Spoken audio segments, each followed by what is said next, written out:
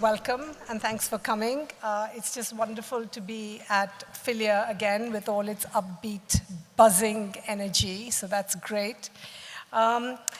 We have a wonderful lineup of speakers for you today. They're all speaking on different aspects of how motherhood intersects with migration. But before I introduce them, I want to weave together some of the common themes that we hope to touch upon today. So as feminists, we've been reluctant to talk about motherhood, mainly because patriarchy and its handmaiden religion have idealized it and used it as a form of control over our bodies and minds. But even those of us who are mothers have refused to be defined by it to signal our resistance to this control. But whichever way you cut it, however, a large number of us are mothers, either through choice or compulsion. And despite the joys that it might bring us, it does place additional responsibilities and burdens on us. And we need to resist the many ways in which our reproductive functions have been used against us. Even though we are living at a time when record numbers of women are choosing not to be mothers, even then 50% of women reaching the age of 30 in the UK have children. The percentage of migrant mothers, migrant women who are mothers, is even greater. But the idealization of motherhood does not extend to migrant women. The treatment of migrant mothers by the British state and in the West generally is shaped by misogyny and classist and racist principles. Capitalism demands hyper-flexibility of labor. Migrant women are the epitome of that, but despite that, not much value is placed on them. They are at the bottom of the heap in every way. Migrant women are forced to go by economic circumstances to leave their children behind and go in search of work in richer countries. So women constitute half the migrant population of the world. Reproducing labor, giving birth to and sustaining the next generation of workers is another key demand that capitalism places on women's bodies. This has historically been unpaid work, which wealthy women have offloaded onto poorer women, often migrant women, for low wages because motherhood, while idealized, has low value in the marketplace. The lower the economic value that the system places on something, the more it is idealized. But when it intersects with racism, even that idealization is not available. Migrant domestic workers employed as nannies in the UK, often for a pittance, leave behind their own children to the care of family members and become proxy mothers to their employers' children, making huge emotional sacrifices to provide the material and emotional labor of caring for someone else's children. Helen Rios, who will be speaking later, she's still working as a nanny, and she will give us a glimpse of how it has impacted on her life.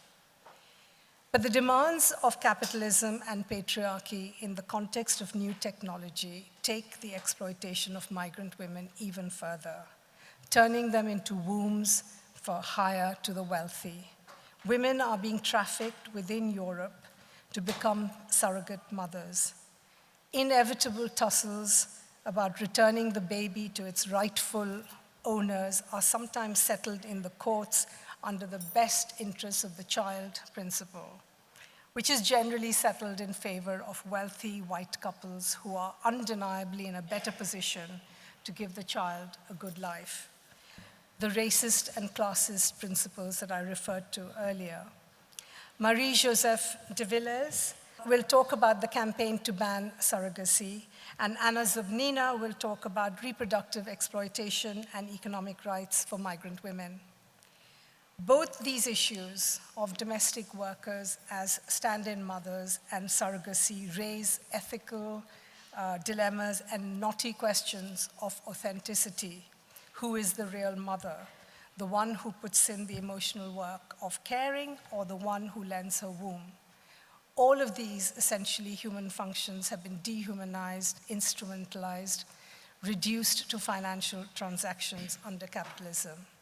But real mothers, and it's not a debate that feminists want to touch because of the way imagined or real failings as mothers have been the standard we have been judged by, but the migrant women escaping violent perpetrators who we see at Southall Black Sisters are given a pittance to look after their children.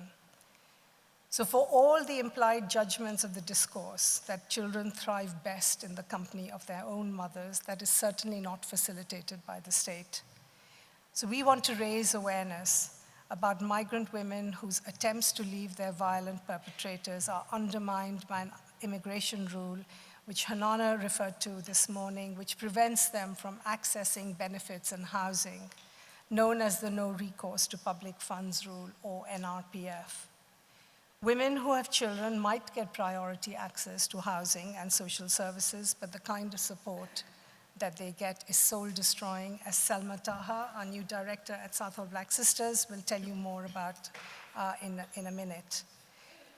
The profound sense of loss and guilt experienced by migrant mothers who cannot give their children a life of dignity will be described by Kulsum, a migrant mother who is subjected to the NRPF rule and who is currently being supported by SBS. This is the kind of discriminatory treatment that migrant women face in a society and culture that pays lip service to motherhood with its Mother's Day celebrations, on which spending hit 1.5 billion in 2022, and churns out research about the importance of mother-child bonding to the development of properly rounded adults. Whilst patriarchy upholds and tries to enforce upon women the role of motherhood, capitalism dictates who has the right to procreate, as the cases of enforced sterilization of poor women or disabled women tell us. The criminalization of abortion, particularly in the US, came out of a history of fear that white people would be replaced by black people. But today we are not going to be discussing which women are not seen to be worthy of motherhood, but how motherhood complicates the experience of migration. We'll then have a recording of a poem written and read by Gita Saeed, an Afghan woman currently based in Spain, who yearns, the poem is a yearning for freedom. And lastly, but not leastly, Vaishnavi Sundar, filmmaker, will talk about her new project, a film based on interviews with migrant mothers, and show you some rough cuts. We have not seen enough white women participate in our campaigns against immigration laws. And you know, many of our common issues, like abortion rights, or forced marriage, or the fight against prostitution, or the grooming of young girls, and most recently, the single-sex safe spaces campaign, have been hijacked by the far-right racist groups like Hearts of Oak, which is the latest incarnation of Tommy Robinson, Christian evangelists, and a motley group who are using women's issues to push their own despicable agendas. So now is the time for feminism to define and distinguish itself, to burnish our progressive credentials by taking a firm stand against racism and in support of our migrant sisters, and putting clear water between us and the right wing. This is not a battle that black women can fight alone, especially as the immigration rules grow daily in harshness.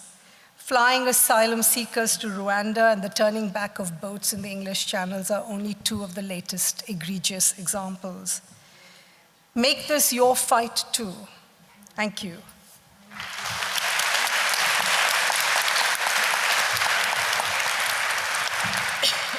So I will now give a brief introduction to each of our speakers as I call on them to speak.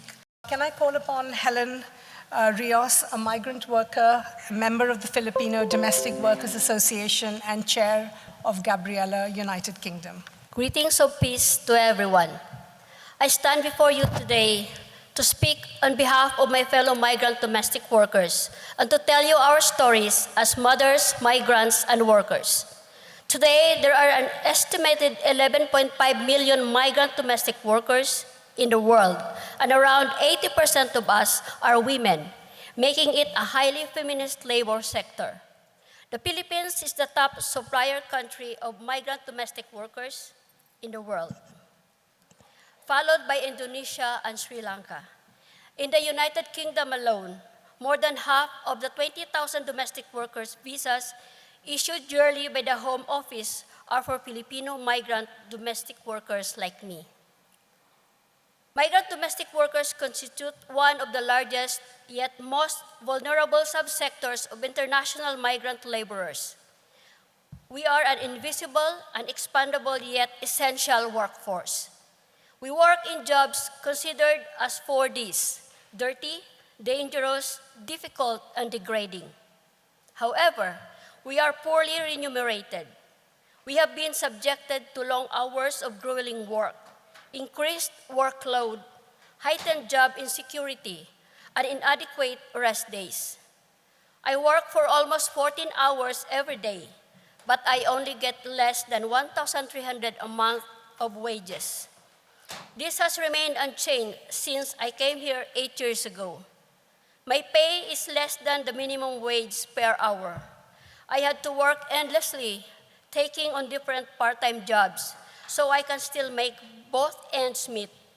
But I could not complain. I have work. I have a job. The increased feminization and racialized nature of migrant domestic labor across the world also make women of color vulnerable.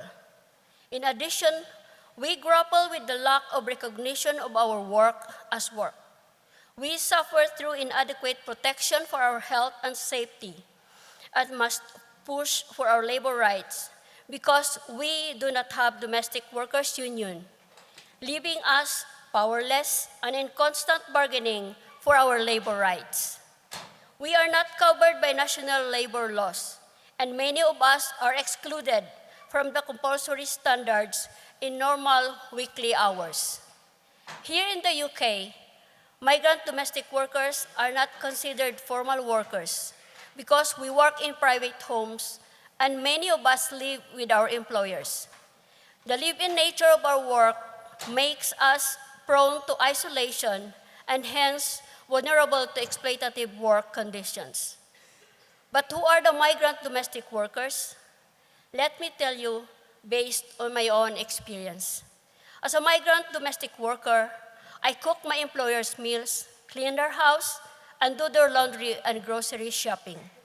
I take care of their kids, clean up their mess, send them to school or their music practice or ballet. I put them to bed and read them stories, children's stories. I was the first to hear my ward say her first words or witness her first baby steps. I change their diapers, bring them to the hospitals, teaching them the words, bringing them to the GPs, and I sit down with them patiently to work in their school assignments. I love and care for them like they are my own children. I am indeed their second mother. But as a migrant domestic worker, I cannot do the same thing to my children. Like many others, I was forced to leave my own children at a very young age to take care of other people's children.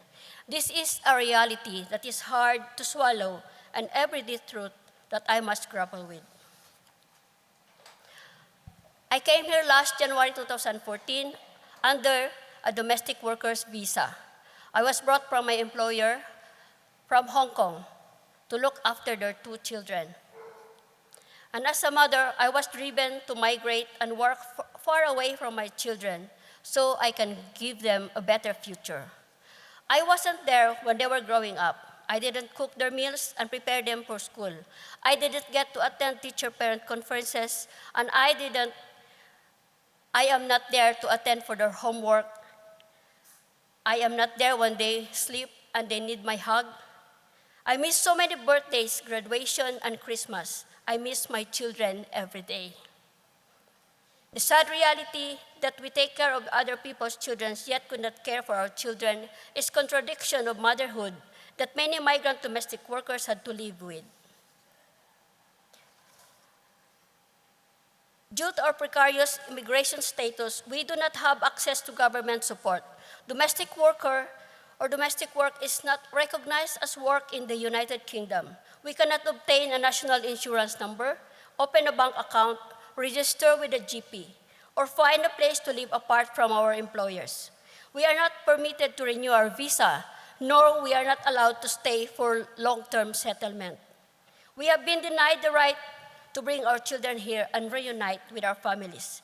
Domestic workers were left with no choice but to endure all this because of the fear of getting deported. If these maltreatments were to be reported to the authorities. So I came here today to give a voice to my fellow migrant domestic workers because I am not just a domestic worker. I am not just a mother forced to leave her children behind. I am also a woman, a migrant, an activist, and an advocate of justice and human rights. I am one with thousands of others who want to create a better future for our children's children. My struggle is not just mine alone, but the struggle of millions of other migrants, domestic workers, who are left voiceless and silenced by the system that deprives them of their rights. Together with the Filipino Domestic Workers Association, Kanlungan Filipino Consortium, and other migrants organizations in the UK, we work to protect and advocate for the rights of human migrants, domestic workers, especially those who are fleeing violence, exploitation, and abuse.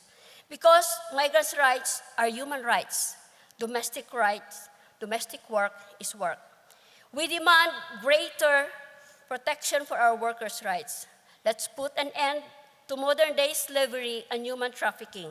We call for the UK government to ratify the ILO Convention 189. We call for the reinstatement of the domestic visa concession. Onward, international solidarity. Thank you.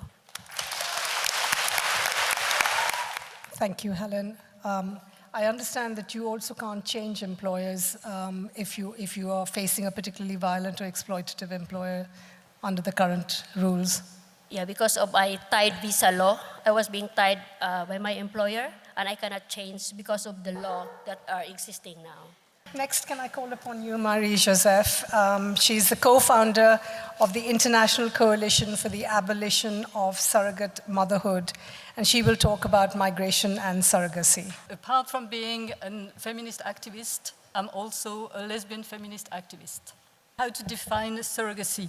Here is our favorite definition. It stresses the fact that a woman is recruited to enter the practice.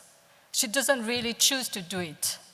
Surrogacy is a practice of recruiting a woman, whether for money or not, to bear one or more children, whether or not conceived with her own oocytes, for the purpose of handing them over to a person or persons who wish to be considered as parents of those children. Very roughly speaking, it can be said that the central value in Europe is human dignity as a reaction to the horrors of Nazism. It led to the ban on surrogate motherhood in the 80s. In red, the countries with a ban on surrogacy. In yellow, surrogacy is regulated, and in gray, there is no specific regulation. In the United Kingdom and the countries linked to the British Empire, in the name of pragmatism, surrogacy is regulated. According to them, if surrogacy exists, it should be regulated. In the States, the key value is individual freedom. It leads to opening surrogacy to the market. What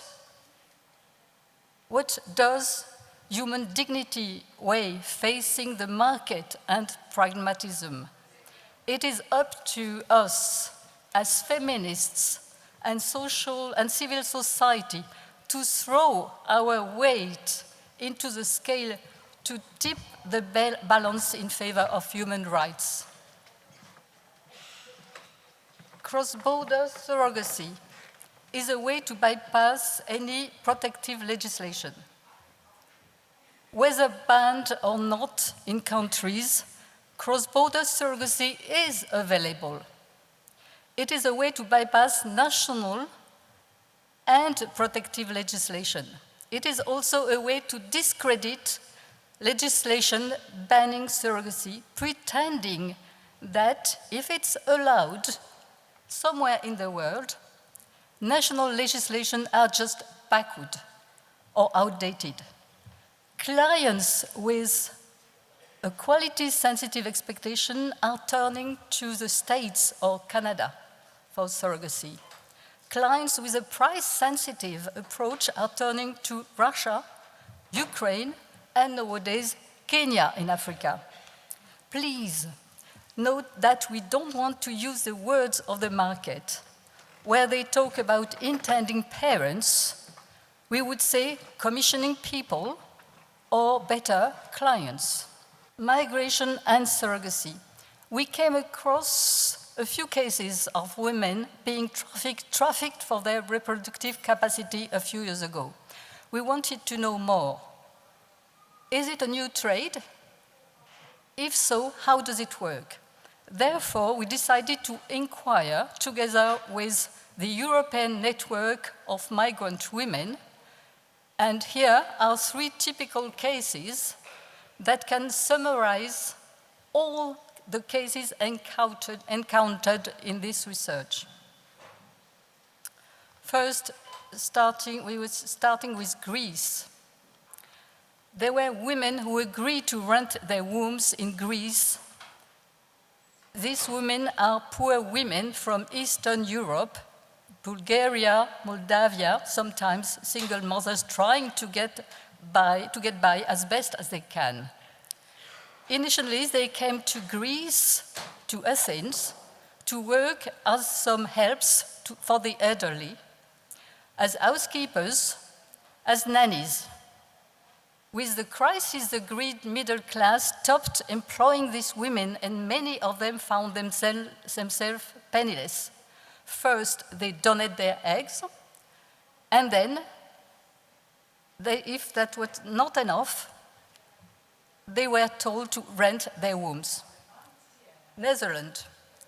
In 1995, young Polish women were brought to Netherlands to serve as surrogate for infertile couples. They were recruited through advertisement in Polish newspaper. To participate, they were instructed to contact an agent on the docks of Szczecin, who would then take them to the Netherlands to live with their prospective clients. Third case, it is Ukraine. Ukraine law bans surrogacy for same-sex couples or for clients who wish to select the sex of the child. In response, a branch of the Ukrainian industry began moving women to other countries for impregnating and birth, often to grey zone, like northern Cyprus. The women traveled to have an embryo implanted in Cyprus, returned to Ukraine for 7 months of pregnancy, then travel back and again to give birth to Cyprus. From our investigation, we noticed 3 different patterns. First, migrant women are exploited for their reproductive capacity in the country where they have migrated for eggs harvesting, for example. Second case, women are moved from their country to another one to be exploited as surrogate. Mafia groups, but sometimes also individuals, are behind those cases. 3, surrogate mothers are moved to different places or countries at each stage of the process: embryo transfer, pregnancy, and delivery. Why are they moved like that? First, for lack of technology available, Indian women, for example, were impregnated in India, then transported to Nepal to give birth. They do that also to bypass the local laws, like the case of Ukraine that we saw a few minutes ago. For the convenience of the clients, an Ukrainian well-known broker offers to send the surrogate for delivery to the clients, to send the surrogate for delivery to the client's country, Ukraine, Belgium. And also they do that to monitor, to facilitate their control and monitor of the pregnancy of the women. And also, last case, to sell the children in another country. Today we are very worried because there are 3 initiatives that are pushing ahead to open worldwide surrogacy, and it will fuel exploiting migration of women. The first one is the protocol on parentage in the context of surrogacy, an initiative of the Hague Conference on International Private Law. This international body has 90 state members. There is also the Verona Principle, published by a bench of lawyers as a guideline of state government to help them open to surrogacy. And also, there is an initiative in the European Parliament. Please help us to fight them. There is a petition to sign. According to criteria of Palermo Protocol, cross-border surrogacy is equal to human trafficking of women for reproductive exploitation. International instruments have to make clear that surrogacy is a violence against women. We are trying to convince the CEDAW committee that surrogacy must be listed among the violence against women. Cross-border surrogacy is equal to human trafficking. The European Parliament is revising its directive on trafficking. We want them to include cross-border surrogacy as trafficking in human beings. And to finish, just 2 slides to show you what's important about surrogacy.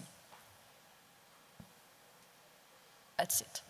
Thank you very much for your attention. Coordinator of the European Network of Migrant Women.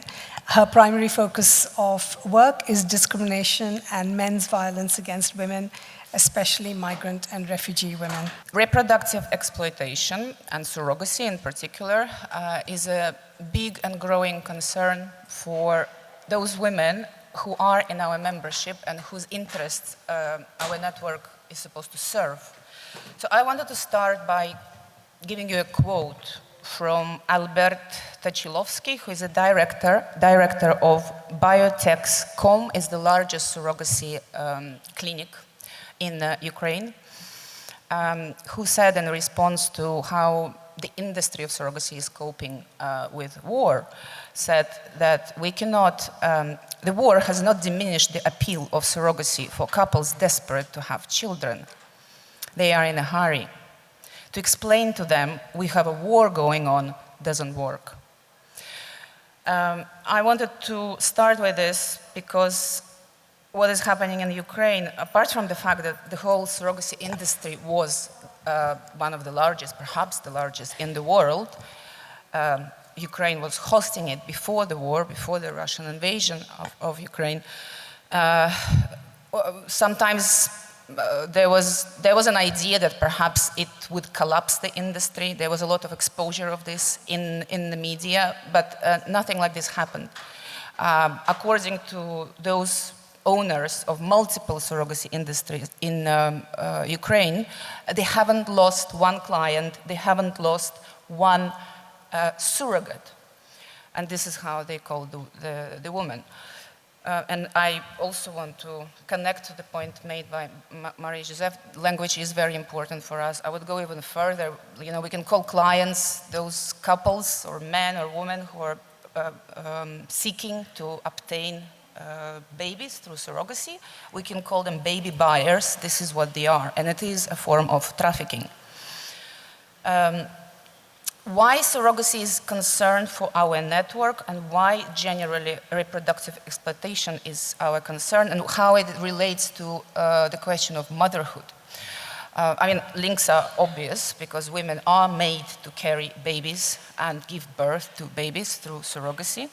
And as the study that Marie-Joseph presented shows very clearly, and we invite you to to read it, it is available in English and in French.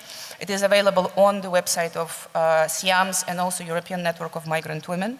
It is the first study in Europe, but I think globally, that actually looks at the links between migration, displacement, the situations of war, how women are affected by war and conflict, and general discrimination, and reproductive exploitation and surrogacy in particular.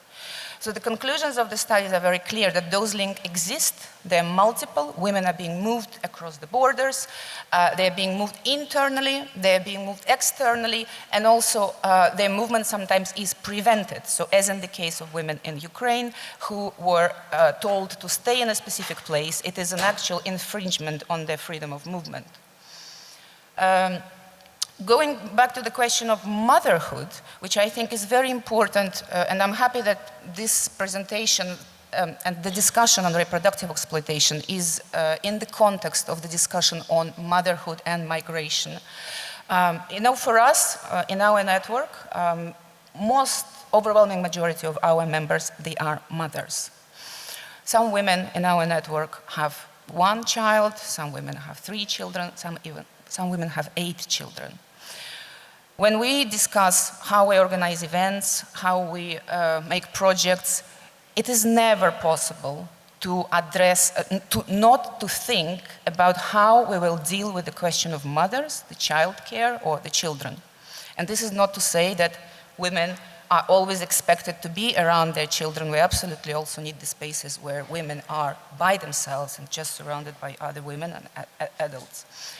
But I'm just trying to share with you the very importance of the question of motherhood and how then our membership, who are migrant women of very, very diverse backgrounds, become those victims of these forms of trafficking, which is not so new. Surrogacy as such is not a new phenomenon. We know that now we have clinics, and now we have artificial insemination and fertilization and egg transplant and so on. But it existed even before, and it still exists now in countries like Libya, where women who are fleeing some other regions of Africa on their way to Europe, being captured by the slave traders and being kept in what can be only described as a baby production factories. They do not have, sophisticated tools or clinics. They're just being raped by men. They're being kept in closed spaces. They're being forced to carry pregnancy to term, and then their children are taken away and sold in the slave markets. This is happening right now, and it is happening not far away from the European borders. I also want to say that, when we speak about laws, it's very important to remember, I think, to have like a historic detour. Generally, we live in a society, and this is a global phenomenon, that very poorly protects the right of mothers. In our case, it is the intersection between women who have precarious legal status. They already suffer from discrimination, not being able to access public funds. Sometimes they're not being admitted to shelters because they don't have, for example, documented status. And then we have the general lack of provision, services, and support, but also legal protections in law for mothers. And what I mean by this is really positive rights for mothers. So we have internationally CEDAW Convention, and I really draw everyone's attention to this. We do think, as a European network, that CEDAW absolutely does not receive as much attention as it should from civil society organizations and from the policymakers. Policymakers like to ignore CEDAW. CEDAW, sorry, I use abbreviation, so it's the most important, the most famous international convention against the discrimination against women on the basis of sex. So the first article of CEDAW is very clear that women are discriminated on the basis of sex. What CEDAW preamble states is that the reproductive status or a function or a role of a woman can never constitute a basis for discrimination. And this is very often forgotten. CEDAW, as is the case in the UK, is not very well integrated into national laws. And as a result, we do not have serious legal provisions that protect the rights of mothers, let alone the migrant mothers. Another issue that we have historically and systemically is that there has been, I think, a big mistake that feminists have done, which is to remove the differentiated treatment from law. So, for example, when Catherine McKinnon, in her famous Feminism Unmodified and the Difference and Dominance article from 1984 said, for women to affirm difference, when difference means dominance, as it does with gender, means to affirm the qualities and characteristics of powerlessness. So historically, since the adoption of CEDAW, that actually specified that there should be positive measures. In the language of CEDAW, it's positive measures, sometimes called affirmative actions. It is the actions that specifically protect women on the basis of sex and on the basis of maternity. Historically, a certain school of thought within feminists did not take this into account and tried to diminish the importance of differentiated treatment. And this is what we have right now. When we are told that we're pretty much the same, and therefore women as such do not require specific treatment when they are mothers. And I'm going to finish, I have I think 2 minutes, right? Even less. We have, of course, a huge, well, I guess this is not a surprise to anyone, a huge question of neoliberalism, and basically we live in a society when everything is for sale. What Josèphe described is extremely important, the call of, there is an international, very well established, very well organized, and extremely well funded lobby. It's a medical lobby, but it's also there are links obviously with prostitution and sexual exploitation and trafficking networks who are doing their utmost right now to legalize surrogacy and bring it to the level of normal transactional exchange between customers and the sellers. And this is where we have migrant women trapped globally. Again, I will not go into details. We have the report on our website. We invite everyone to read. And actually, we will be presenting it in the European Parliament on Tuesday, because it is the European Parliament, in the European context, that has the power to prohibit this practice or to legislate, make this exploitation legal. Thank you. So moving on to Selma Taha, who's our next speaker. She joined Southern Black Sisters as executive director in June. She has worked extensively in the violence against women sector for over a decade in organizations like the Naya Project, Advanced Charity, and Victim Support. Migration is constantly in the news, and the news about it gets unspeakably worse every time. Every single government, but this government in particular, seems set to punish poor, desperate people reaching our shores. Within this group of people, Southall Black Sisters have focused on migrant women facing domestic violence ever since 1979. In the 1990s, we noticed that more and more migrant women were trapped in abusive and violent relationships and marriages. And we needed legislative change because there was a limit to the number of women we could help on a case-by-case basis. These women had come to the UK to be married to British men, had no independent status, and faced deportation if they tried to leave their abusers. Fear of deportation is used as a form of coercive control by perpetrators all the time. Back in their home countries, they could expect a life of humiliation, dishonor, and poverty. If they had children, they'd leave them behind with their violent spouses and their families. After years of campaigning to bring about reform in immigration law and policy that enable migrant women to leave abusive relationships and seek the help that they need, we saw the introduction of the domestic violence rule in 2002 and the destitution and domestic violence concession in 2012.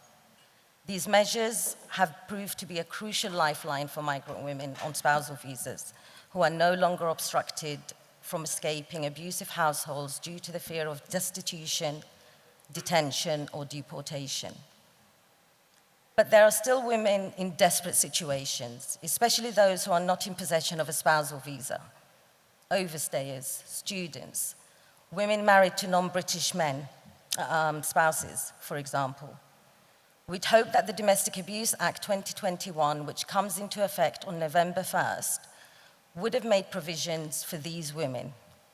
But sadly and predictably, as our 43 years in existence have shown us again and again, a migrant woman is a persona non grata.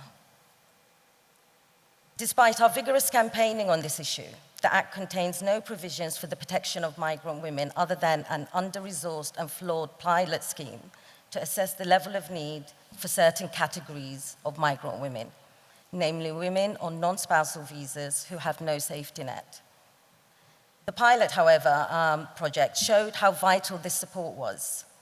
So we've now received another year's funding from the Home Office until March 23. But, and as some of you may know, it's impossible to provide women the security they need when funding has not been put on a statutory footing. We're also fully aware of the irony of accepting funds from the Home Office, the same government department that implements horrific schemes like flying asylum seekers to Rwanda or turning small boats back in mid-channel. But immigration laws are so dire that we're squeezed into a political corner just to ensure that migrant women have a roof over their heads. The government's hostile anti-immigrant agenda pollutes policies across the board, including one that claims to protect all women facing violence. Every trick in the book is used to reduce the government's obligations to migrant women. One strategy is to create a complicated bureaucratic categories that categorize women as deserving and undeserving. At least 60% of the women that SBS works with have insecure immigration status. Most become destitute once they flee domestic abuse and then find themselves unable to access emergency accommodation and benefits due to the no recourse to public funds rule. These women used to receive a meager £40 weekly subsistence allowance and £10 per child. After pressure from SBS, this was increased to £50 per week and again recently increased to £60 per woman per week and £15 per child in response to the cost of living crisis. Although these sums are barely enough to keep body and soul together, we're at least pleased that the amount per child is comparable to child benefit at £14 for the first child. While all single mothers must pay the same prices for food, nappies, and travel, migrant women face additional costs in travel to lawyers to prepare a legal case for the right to remain in this country. These women live in extreme poverty. They're housed in hotels that lack cooking facilities, making it impossible for them to prepare the cheap and nutritious meals that Jack Monroe promotes. They buy the cheapest, which is often the unhealthiest food option, just to feed their children. One woman described how she'd buy a deep-fried snack made with white bread for 30 pence on the streets of Southall to feed her child. And they also can't simply walk into food banks. You'd have to be referred by an organization such as ours, something migrant women wouldn't know, who are new to the country and don't know the ropes wouldn't know. And we're only allowed to accommodate women for a period of 12 weeks. The idea is that women will get their residency rights within 12 weeks, but many women won't be able to because their cases are complex and can take anywhere from 6 to 8 months to resolve. To put it mildly, the situation in this country for migrant women is dire. in addition to the violence and abuse that they've experienced, the state re-victimizes them at a time when many would have fled the cultural and social strangleholds of highly patriarchal communities, religious oppression brought on by the revival of fundamentalism and conservatism, and close-knit extended families and kinship groups that frequently collude in or condone violence against women and girls. So either the government wants to protect women escaping violence or it doesn't. And if it does, it must protect all women. How can we address racism and sexism in our society when the state openly discriminates against migrant women? This is how institutional racism spreads and pollutes society as a whole. This type of discrimination keeps women with violent partners and prevents them from envisaging a future free of violence. About half of the women we see are women with children. So how do they fare? Well, on the face of it, it looks as if government policy is slightly more favorable to migrant mothers. Section 17 of the Children Act 1989, for example, imposes a general duty on local authorities to safeguard the welfare of children in need in their areas, even if they have no recourse to public funds. But frequently what we see is women facing acute obstacles with authorities, in particular social services, who often don't use Section 17 protocols to support no recourse to public funds women with children. The pressure on women to ensure contact with perpetrators is also extremely high. We've had instances where social workers have forced contact and even gone to the extent of arranging this in their own offices. We also know that the abuse is often at its worst point of contact, if not monitored, and women are harmed and children are witness to this. Women also suffer racism at the hands of social services, and at SBS, we regularly use Section 17 to push authorities to provide accommodation and financial subsistence to our women. Women in Section 17 accommodation are often forced to share a single room with up to 3 children. This causes them distress and stores up mental health issues for the future. Their weekly subsistence is often not paid on time, which means that they face starvation. Family poverty and inequality are key drivers of harm to children. And according to one study, 18 children from no recourse to public funds have died in the last 5 years. Yet migrant children have the same rights as all children in England and Wales, according to the UN Convention on the Rights of the Child and the Children Act 1989. On top of that, migrant women often lack knowledge of their legal rights. Courts will often award custody to the violent father because the migrant mother is unaware of her rights and may fail to turn up at court and present evidence of his violence. In terms of the child's well-being, the fact that the father has secure housing and income often outweighs all other concerns, even him being a violent father. Within the extended family network in our communities, women are not allowed to control how the children are brought up. Sometimes the children are brought up by the mother-in-law, particularly when we're talking about male children. This may also happen in non-BME communities and families, but the power dynamics are vastly different, with male children being favored over girls in South Asian, African, and Middle Eastern families. Our demand is very simple. Migrant women escaping domestic violence should have the same safety net as any woman. I mean, it's not much to ask of a state that boasts of its human rights record. And I'll just end with this. The words of Sojourner Truth still ring true. Ain't I a woman? Thank you, Selma, for that. Can I call on Kulsum? She was born and brought up in Bombay. She had to give up her university degree when her marriage was arranged before she turned 18.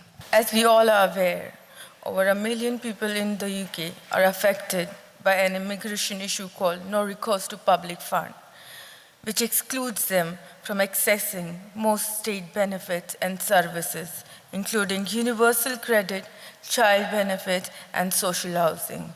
As a domestic abuse victim, myself, NRPS has put me in a more vulnerable position than I could imagine. I came to this country in 2018.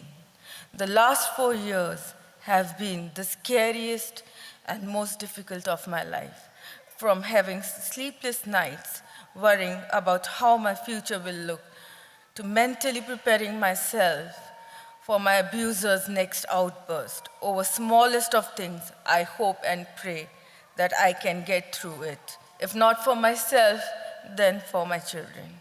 I have become anxious and depressed throughout this process. The predicament has caused me financial as well as bodily harm. I have so much to say, yet nothing comes out of my mouth. It's as if my mind refuses to let go. My children were constantly surrounded by an extremely toxic behavior of my husband. He would curse me all day and night, threatening to throw me out of the house. At times, he would start cursing the kids. I was treated like a prisoner and wasn't allowed to leave my house. Always been told that I don't know anything or I lost and it will never be safe. He duped me into believing that I would be nothing without him. When my children and I first came to this country, we were denied the basic necessities such as a bed to sleep in or blankets to keep us warm. We slept on the floor instead. The house was falling apart, but he didn't care. One day, the ceiling came down, but thankfully my children were not around in that room. I still shiver at the memory of that. I finally left my husband when he reacted very aggressively to the news that I had found a job, that I was able to do something on my own. He started verbally and physically assaulted both me and my kids. I knew that there was no going back after this. I wonder what might have happened to me and my children if I had not decided to leave. The police helped me to contact with SBS. Once I told them about my situation and my visa status, it's then I came to know about NRPF and what it means and how it works. To say I was shocked would be an understatement. Reality hit me really hard. I remembered his threats that nobody would help me if he threw us out of the house. I was terrified for myself and my kids. However, SBS helped me, took me under their wings. They provided me with a safe place to stay, and 50 quid per week. Was it enough? No, how could it be? With 3 people, we were not even able to have 3 meals. All we had were instant noodles. I didn't know what to do. Should we eat or should we buy stuff for our personal hygiene, because that was also a necessity. For the first 2 months, kids were not able to go to school. It was a nightmare for me. Later on, SBS increased our individual grant, and that's when the kids were able to get back to schooling. My son wore torn shoes, and we didn't have clothes appropriate for the weather. It wasn't easy, and it still is not. It's terrible to be dismissed because you are an NRPF case. It feels inhuman. It's heartbreaking to see the challenges people with NRPF face with little to no help. It's tough for me to see where I am today or what my future holds. I'm in such a vulnerable situation that I'm constantly confused and anxious. I'm not sure how I will be able to provide a stable future for my children and myself now. It kills me to think that in the end, he will be the one with little to no harm in his life. Every morning when I wake up, I tell myself, he isn't here anymore and can't hurt me today, that I can walk about freely. That makes it all worthwhile. Thank you. So next we will have a short reading of a poem by an Afghan migrant woman, Gita, Saeed. بس که خنجر ز دست نامردان بر سرش ریخت از نفس افتاد، دستهای زنانه می خواهد، زخمهای کرار آزادی، ضد دردی مسکنی قرصی، آشداغی عبارتی عشقی، تکیهگاه یعنی شانه می خواهد، سر در پای دار آزادی، بغض کوری که در گلو دارد، راه فریاد را فرو بسته، سینه مادرانه می خواهد، کودک بیقرار آزادی. چشمهای جریح و زیبایش همچو ماهی در آب می لغزند، بغل عاشقانه می خواهد، تن دردمند و خار آزادی.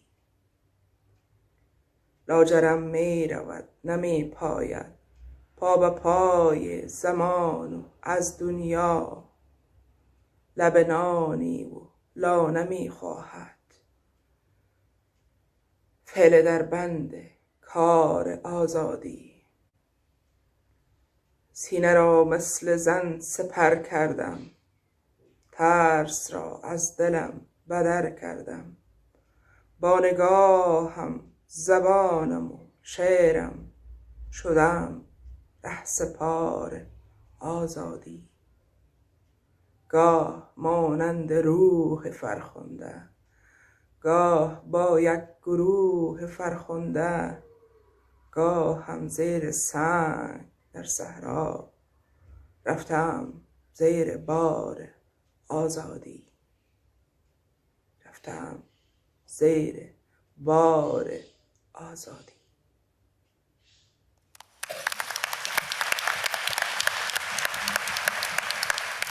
So on to Vaishnavi Sundar, our last speaker. She's been working on a project interviewing migrant women for a new film that she's making, which is all under wraps, and we're going to be seeing few scenes, extracts from it for the very first time.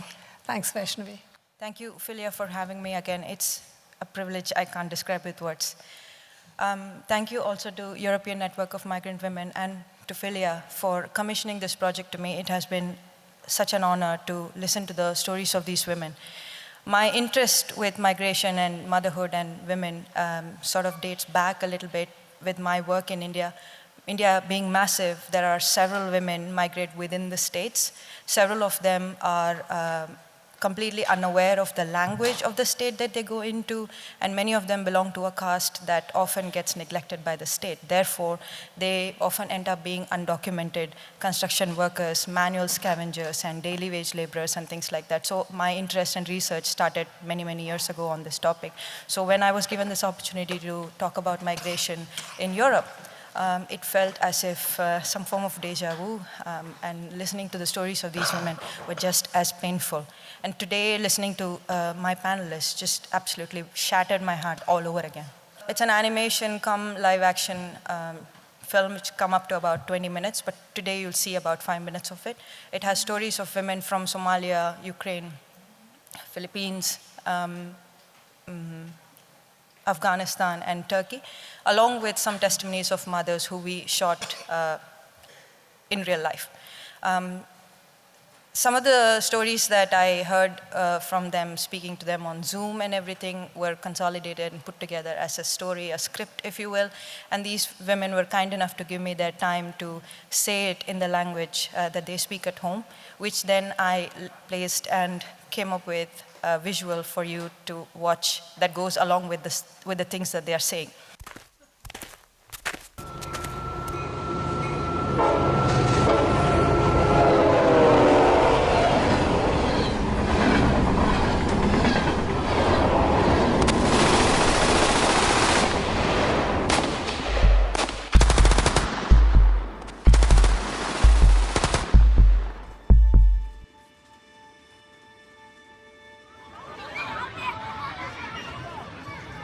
Come on through.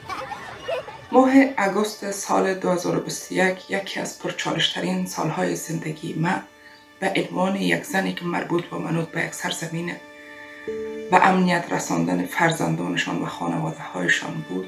من به عنوان یک مادر سرپرست، به عنوان یک زن خود سرپرست، تنها اولویتم و هدف اصلی زندگیم و امنیت رساندن فرزندانم و من در کمال تلاش های فراوان و در کنار دستگیری و حمایت دوستان خارجی موفق به این کار شدم که خود از افغانستان بیرون بکشم و یک زندگی جدید را در کمال آرامش و زیر چتر صلح و امنیت آغاز کنم. با اینکه من افغانستان را ترک کردم و فعلا در یک گوشه امن دنیا زندگی میکنم، اما در قلبم یک خلای وجود داره که آرامش را از من میگیره و بعضی از خود سوال میکنم که من با از دست دادن چی را به دست آوردم. هنوز ذهن ما درگیر گذشته است که زندگی ما را، دار و ندار ما را، هستی ما را جنگ از ما گرفت و بدبختانه ما را برای تمام عمر مهاجر ساخت. تمام تلاش ما به عنوان یک زن همی است که برای ساختن یک زندگی جدید و برای داشتن یک زندگی ایدئال که حق طبیعی هر انسان و همچنان از ما و فرزندانم هست تلاش بیشتر کنم و برای به دست آوردن و کسب کردن این زندگی کار کنم، زحمت بکشم. با وجودی که دلم به عنوان یک دختر افغان برای زیستن زیر یک چتر خانوادگی در کنار فامیل و خانواده تنگ میشه و این باعث میشه که بعضا من به شدت احساس کمی بکنم و یا احساس ناراحتی بکنم، اما به من این تلقین میده، به من این قوت میده در کنارش که پیش برم و این دردها باعث نشود که کندی در کارم ایجاد شود. من به دنیا آمدم تا موانع را از سر راه خود و فرزندان خود دور بسازم و هدف من در زندگی همیست. به همین دلیل در کنار این دغدغه‌ها و چالش‌ها و در لابلای چالش‌ها من خود درک کردیم و شناخت خودم رسیدیم و به این باور هستم که من به عنوان یک زن قدرتمندتر از آنچه هستم که دنیا تصور می‌کند، تواناتر از آنچه هستم که خودم بودمش.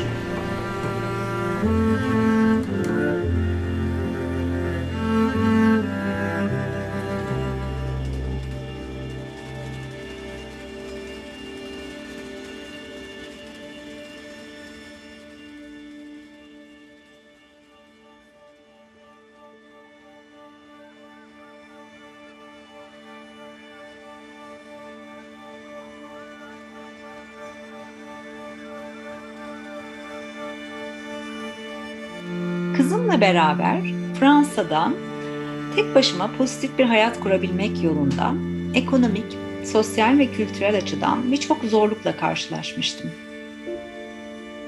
Uzun yıllara dayanan eğitimim ve deneyimime rağmen Avrupa'da yaşayan bir Türk olarak kendimi adeta sınıf düşmüş bulduğumdan dolayı daha çok çaba sarf etmem gerektiğini anlamıştım. Bir kadın, bir anne ve Avrupalı olmayan bir ülkeden Avrupa'ya gelen bir göçmen olarak bana bir süredir eşlik eden yetersizlik duygusuyla yüzleşip onu dönüştürmem gerekiyordu. Bir gün bu küçük savaşçı kadın nesnesi beni buluverdi ve bir kadın olarak gücümü bana hatırlatmak üzere yolumda bana eşlik etmeye başladı. Önüme çıkan engelleri ve en büyük korkularımı bazen sadece küçücük bebek adımlarıyla teker teker aşarken kadınlar tarafından desteklendiğimi hissediyordum. Kadın atalarım, kız kardeşlerim, teyzelerim, tanıdığım ve tanımadığım kadınlardı bunlar. Türkiye'de her yerde gördüğümüz uğursuzluklara karşı bizleri koruduğuna inanılan nazarlığa Türkiye'de yaşarken çok da inanmazdım doğrusu. Ancak köklerimden uzakta yaşarken daha farklı, daha derin bir anlam hissetmeye başladım bu objeye karşı. Bana karşı değil, benim için çalışan, benden daha büyük, belki ilahi bir dizilme olan bağımı hatırlattığı için yanımda taşımaya başladım bu nazarlığı. Tıpkı Amazonları çağrıştıran savaşçı kadın figürü gibi.